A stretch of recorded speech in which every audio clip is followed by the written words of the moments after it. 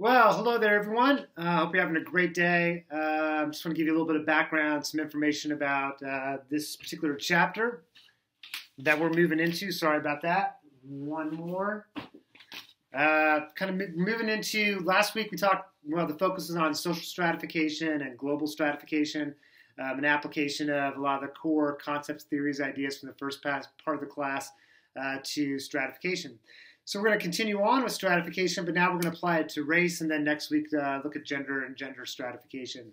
There's a lot. We could spend the whole term in race stratification. I encourage you, if you're interested in this topic area or have another social science class to complete, we have a race class, gender class on campus that me and a couple other sociology instructors teach. I think it's such an important, valuable, beneficial class to understanding oneself, as well as understanding, history and then contemporary society stuff.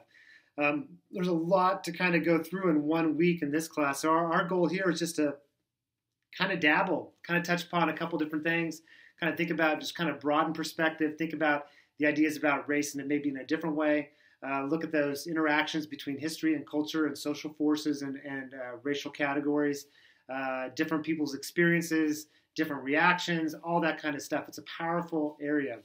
I want to kind of mention a couple things. One of them you'll read about is called the social construction of race. So let's kind of talk about this for a minute. So if we look at social construction of reality, right, this idea that nothing has any particular meaning, but we give it meaning. So humans assign meaning to things, right? So I'm trying to think of like what's around me right now. Like this particular mug, right, doesn't mean anything, but I guarantee you it does. It has this emblem on it, right? So we give these things meaning. There's a status thing being communicated here in some sort of way. I mean, this is just an artifact. It's just an object. But we start to see things into it. We assign meaning to it. Okay, so that's meaning. Meanings are arbitrary, but they're really real because we start to assign not only a lot of meaning, but we act upon our perceptions. So if we see something like this, oh, that's really good, that's really nice, that means that person must be blah, blah, blah, blah, blah. We respond to our perceptions of the object, not really what's the inherent qualities of that thing. So apply that to race, right? Race is a social construct. Race is not determined by biology. I think, the old way of thinking about it is that we have these racial categories. This would be scientific racism. Go back to the early days as scientists in the 1700s forming ideas about race that early science believed that there was three races. There were Angloids, Negroids, and were actually Caucasoid, Negroid, and Mongoloid. There was three races. Sometimes they'd include four. And they believed that there are these biologically discrete races that existed. Scientists, I think, at that time period, it was exploration, development, expansion. People were exploring around the world, encountering people who are different than themselves for the first time, and to this degree, right? Identifying people as savage, they're non-Christian, this becomes an issue as well. Race is a modern day thing. It didn't exist before the 1700s. Race may have been defined like, the Greeks were a race, the Romans were a race. That wasn't like race where we're talking about biologically determined ideas about race. That's a very modern, contemporary thing. Modern meaning 1700 to 1800s thing. So race is not biology. It's about a social construction. It's about humans assigning meaning to things. And there's all kinds of different examples that we can kind of go through. The United States is, we have a long history of the black-white tension in the United States going back to slavery and Reconstruction, sort of where we're at today. That's really shaped how we view race and ideas about race. It's very arbitrary, this idea of what does it mean to be black? What does it mean to be white? There's a lot of social constructions that are involved in that. At the same time, they're very real. So this idea that to be colorblind, well, I don't see color, I just see people. Well, it's impossible. We all see color. We all see color. Kids see color. If you're visually, even if you didn't have the visual cues of color, kids are still going to develop, or we're still going to develop ways of differentiating between different groups. So you got to raise the question. We're thinking about, when we're using that idea, I don't see color. What's really going on there? Like, why are we going to this place of saying I don't see color, I just see people? That institutions are colorblind, they should just treat everyone the same. Well, if you treat everyone the exact same, that's actually reinforcing a very racist system. It's kind of weird to think about in those kinds of terminology in that way. But it's kind of like this, if different groups are in a position in society in a different way, that to not recognize the privilege they have in terms of race. So as a white person, for me, the white privilege that I have, if I don't recognize that and see that somebody else in a more, a subordinate racial group has different opportunities, different experiences, different things going on in society that are shaping that, I just say, well, we're all treated the same. That society is colorblind, that institutions are colorblind. It's like, now there's impacts. I'll give you a real quick example. The war on drugs in the 1990s, there was a law that was called the 500-5 or the 100-1 law. The ratio was 100-1. So if you had 100 grams of powder cocaine, you got the same sentence as if you had on your body 1 gram of crack cocaine. Powder cocaine was upper middle class, suburbia, crack cocaine associated with inner cities, people of color, and people who are poor.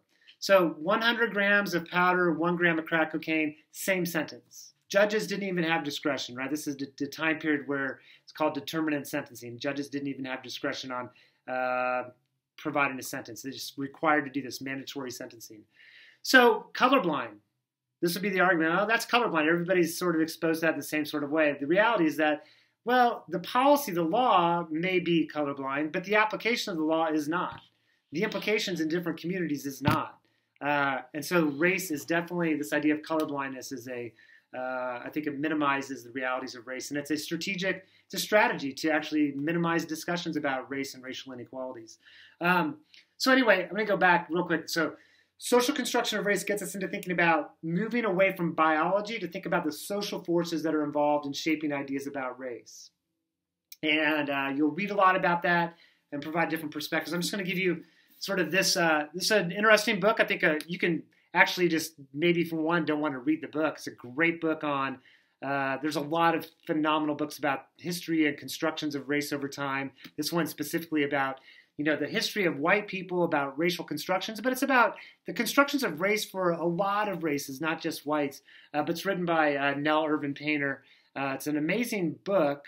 But if you want, just check out, she has a book talk on this particular book. In an hour, you'll get kind of the ideas and the framework and sort of where she's coming from.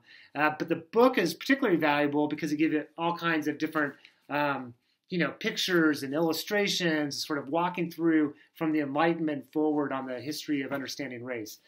Great book. This is another one. I highly recommend reading. I was traveling around this fall term, and I went down, spent some time down the South, and I went to Little Rock, Arkansas, where the Little Rock Nine were the famous site of integration during racial integration during,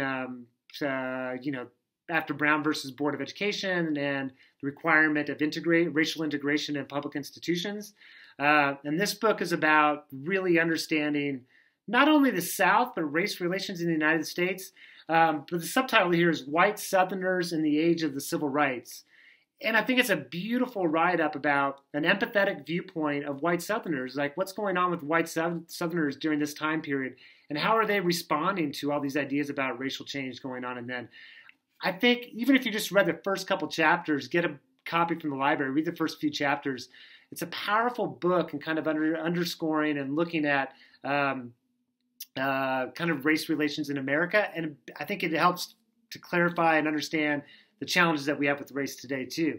We still have a lot of racism within society itself, institutions that are founded and supported by racist practices. A lot of it may be unconscious, non-deliberate. So one of the challenges that we face today is what we call institutional discrimination, discrimination that's practiced in our institutions, but it may not be through conscious, deliberate effort, but it happens anyway. And our failure to address it and look at those things, I think that becomes then a racist response.